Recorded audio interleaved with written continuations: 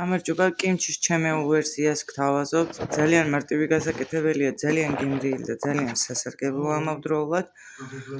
ეს არის ჩინური კომპოსტო, დავჭრათ დიდ ნაჭრებად, მოვაყაროთ მარილი, დავასხათ წყალი. წყალი უნდა ესხას იმ დონემდე, რომ კომპოსტო იფარებოდეს. წყალში გავურიოთ 2-3 სუფრის კოვზი მარილი. გააჩნიათ რამდენად მარილიანი გიყვართ, მეტ მარილს არ მიიღებს, რაც არ ჭირდება იმაზე ბევრად მეც.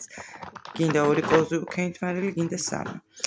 შემდეგ გავაჩეროთ 2 საათი ან მთელი ღამე, გავრეცხოთ კარგად, დავაცადოთ ისე რომ ცოტა ხანი გაჩრეს და გადავიტანოთ კონტეინერში და დავიწყოთ საკმაზის გამზადება.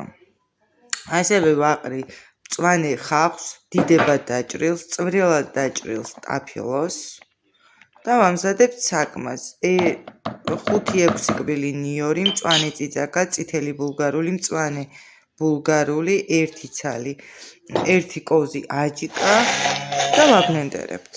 ვაბლენდერებთ ისე იქამდე სანამ არ მივიღებთ ერთგვაროვანი და გადაგვაქვს ასევე ამ კონტეინერში.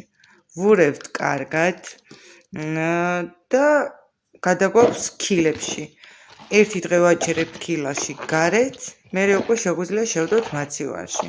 თავიდან 2 ლიტრიან ქილაში ჩავყარე და დიდი გამოდგა და მერე შემდეგში ლიტრიანებში გადავიტანე.